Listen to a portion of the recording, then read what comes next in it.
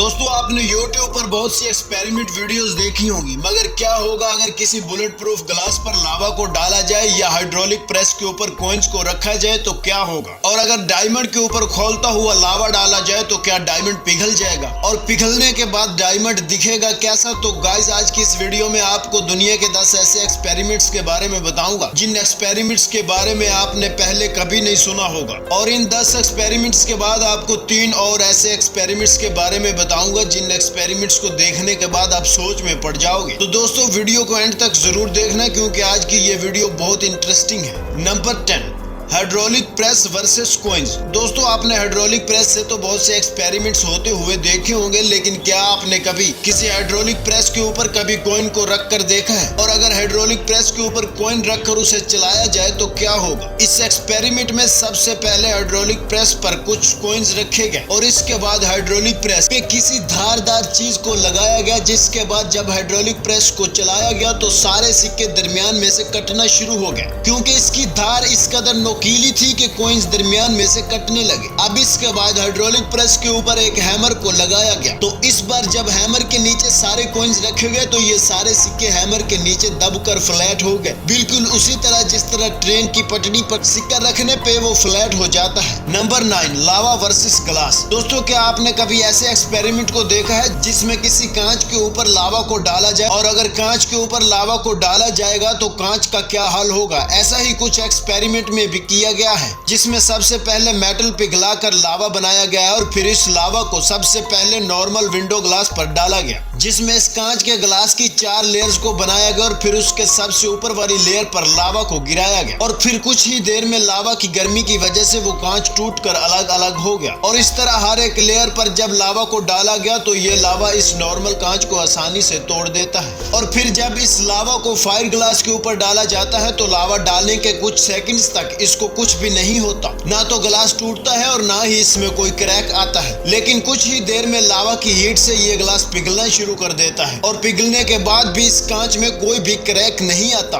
और जैसे ही ये ग्लास ओवरहीट हो जाता है तो साथ ही इसकी ऊपर की पूरी लेयर चटक जाती है, लेकिन इस ग्लास के अंदर कोई सुराख नहीं होता। ये एक्सपेरिमेंट देखने के बाद अब आप इस बात का अंदाजा तो लगा ही सकते हैं कि फायर ग्लास आइस से भी हाई टेम्परेचर को एब्जॉर्ब कर सकते हैं। और अब जब इस लावा को कार की विंडो ग्लास के ऊपर डाला गया तो कुछ सेकंड्स तक तो इस ग्लास के ऊपर कुछ भी नहीं हुआ, लेकिन कुछ ही देर में ये ग्लास इस तरह से टूटता है कि इसके टुकड़े टुकड़े हो जाते हैं। और गाइस अगर इस लावा को किसी बुलेट प्रूफ ग्लास के ऊपर डाला जाए तो क्या होगा। तो चलिए इस लावा को बुलेट प्रूफ ग्लास के ऊपर भी डालकर देखते हैं। तो जैसे ही इस लावा को इस बुलेट प्रूफ कांच के ऊपर डाला गया तो कुछ देर तक तो इस कांच को कुछ भी नहीं हुआ, लेकिन थोड़ी ही देर में कांच में कई सारे क्रैक आने लगे, लेकिन इस कांच के टुकड़े टुकड़े नहीं हुए। जब लावा ठंडा होने पर कांच हटाया गया तो ये बुलेट प्रूफ ग्लास नीचे से जल चुका था, लेकिन ये कांच नीचे से टूटा नहीं। और गाइस ये ग्लास इस कदर हार्ड होता है कि अगर आप इसके ऊपर कुछ भी मारेंगे तो इस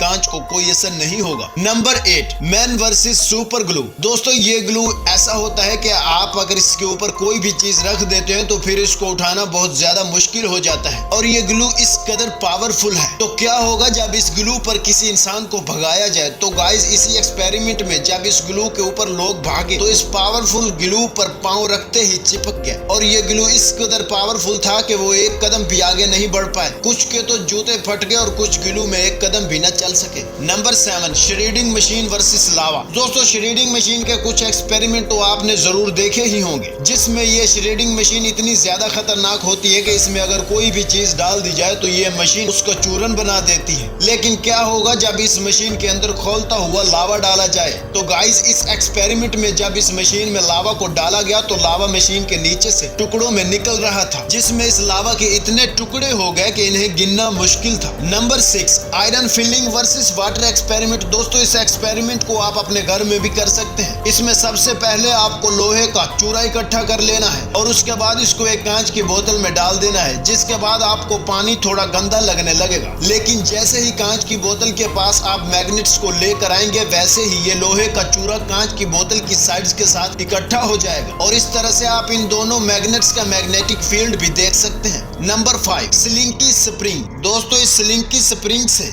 आप बचपन में जरूर खेले होंगे, लेकिन इस स्प्रिंग की एक सबसे इंटरेस्टिंग बात ये होती है कि अगर आप इस स्प्रिंग को किसी ऊंचाई से डालते हैं तो ये स्प्रिंग डायरेक्ट नीचे नहीं आता, बल्कि पहले इस स्प्रिंग का ऊपर वाला हिस्सा नीचे आता है और इसके बाद ये स्प्रिंग नीचे गिरता है। और इस ऊपर वाले हिस्से के गिरने से पहले इस स्प्रिंग का निचला हिस्सा बिल्कुल स्टेबल रहता है, बस वो उसी जगह पर रोटेट करता रहता है। Number 4, gold versus shredding machine. दोस्तों क्या होगा जब किसी गोल्ड प्लेट को श्रेडिंग मशीन के अंदर डाल दिया जाए? तो इस एक्सपेरिमेंट में इस गोल्ड प्लेट को श्रेडिंग मशीन के अंदर डाल दिया गया और दोस्तों ये कोई फेक गोल्ड प्लेट नहीं बल्कि एक असली गोल्ड प्लेट है जिसकी कीमत $41,000 है, जो कि पाकिस्तानी करेंसी में 1 करोड़ से भी ज्यादा बनते हैं। दोस्तों जब इस गोल्ड प्लेट को श्रेडिंग मशीन के अंदर डाला गया तो शुरुआत में तो ये श्रेडिंग मशीन बहुत ही ज्यादा अटकती है, लेकिन ये मशीन इस गोल्ड प्लेट को आहिस्ता आहिस्ता काट लेती है और जब नीचे इस कटे हुए गोल्ड प्लेट को देखा जाता है तो ये श्रेडिंग मशीन इस गोल्ड प्लेट के बहुत सारे टुकड़े कर देती है। Number 3, throwing boiling water versus coolest place.